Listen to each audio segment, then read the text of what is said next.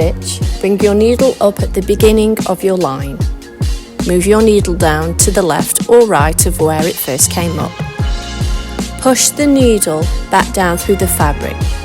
Under your fabric, move the needle further along the line at a distance that is roughly the same length as the first stitch. Bring it up through your fabric.